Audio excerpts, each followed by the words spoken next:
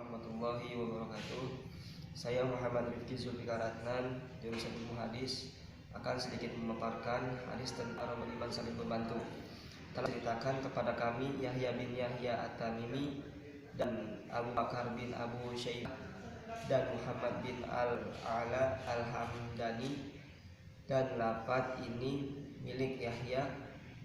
Dia telah mengabarkan kepada kami dan berkata yang lainnya katakan kepada kami Abu Al-Amashi dari Abu Sahih Hurairah berkata Rasulullah sabda, barang siapa membebaskan seorang mukmin dari suatu kesulitan dunia,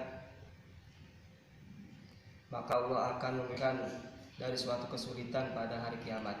Barang siapa memberi kemudahan kepada orang berada dalam kesulitan, maka Allah akan memberi kemudahan di dunia dan di akhirat. Barang siapa menutupi aib seorang muslim, maka Allah akan menutupi aibnya di dunia dan di akhirat.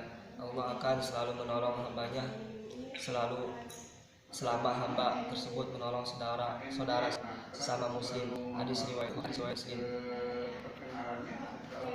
Maka hadis tersebut, setiap hadis yang disampaikan oleh Rasulullah SAW pasti memiliki makna tersendiri, dan tentu di balik makna tersebut terdapat pelajaran atau hikmah yang bisa diambil dan diterapkan di kehidupan sehari-hari. Seperti hadis yang diriwayatkan oleh Imam Muslim di atas, Rasulullah SAW berpesan melalui hadisnya yang pada intinya kita sesama muslim harus saling menolong apabila di antara kita sedang dalam kesulitan. Dan dalam hadis tersebut Rasulullah melanjutkan balasan bagi orang yang menolong saudaranya yang sedang dalam kesulitan, yakni akan ditolong oleh Allah Subhanahu wa taala baik di dunia maupun di akhirat. Tidak hanya menolong dalam kesulitan, Rasulullah SAW juga berpesan kepada kita untuk senantiasa menjaga aib satu sama lain, dan balasan baginya juga Rasulullah sampaikan bahwa aibnya akan ditutupi kembali oleh Allah Subhanahu wa taala.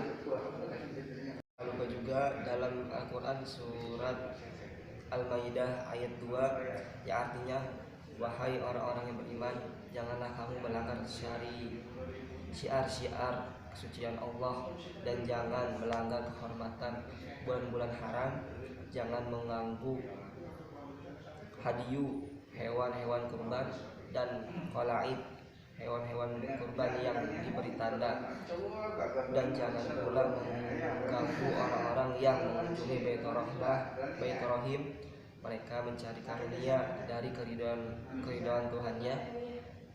Tetapi apabila kamu telah menyelesaikan ihram, maka bolehlah kamu berburu, janganlah sampai kebencianmu kepada suatu kaum karena mereka menghalang-halangimu dari Masjidil Haram, mendorongmu berbuat melampaui batas kepada mereka, dan tolong menolonglah kamu dalam mengerjakan kebajikan dan takwa, dan jangan tolong menolong dalam berbuat dosa dan permusuhan. Bertakwalah kepada Allah Subhanahu wa taala, sesungguhnya Allah sangat berat siksanya. Quran surat Al-Maidah ayat 2. Banyak bentuk sosial yang terkandung dalam surat Al-Maidah, khususnya ayat 2, diantaranya yaitu dilarang membenci. Benci merupakan sikap tidak menyukai orang lain karena perasaan tertentu. Hal ini dapat membuat kita melakukan hal yang dilarang oleh Allah karena didasarkan rasa benci. Di dalam ayat dikatakan bahwa janganlah menolong karena rasa benci terhadap suatu kaum yang telah menghambat kamu mengunjungi Masjidil Haram lalu kamu menganiaya mereka. Kita dilarang membenci karena dorongan dendam. Hendaknya kita memanfaatkan kejahatan mereka dan membalas dengan perbuatan baik. Yang kedua yaitu gotong royong. Inti dari surat Al-Maidah adalah menyarankan bahwa hidup tolong menolong dan membantu dalam kebaikan. Gotong royong atau tolong menolong bermakna ganda, yaitu kebaikan dan keburukan. Islam mengajarkan tolong menolong dalam kebaikan dan melarang tolong menolong dalam perbuatan buruk. Apabila seseorang berbuat kebaikan dan takwa kepada Allah Subhanahu wa taala, kita akan mendukung dari segi pendidikan. Ini merupakan sugesti dan dorongan semangat untuk berbakti kepada Allah Subhanahu wa taala dan berguna untuk masyarakat serta dirinya. Mohon maaf yang sebesar-besarnya.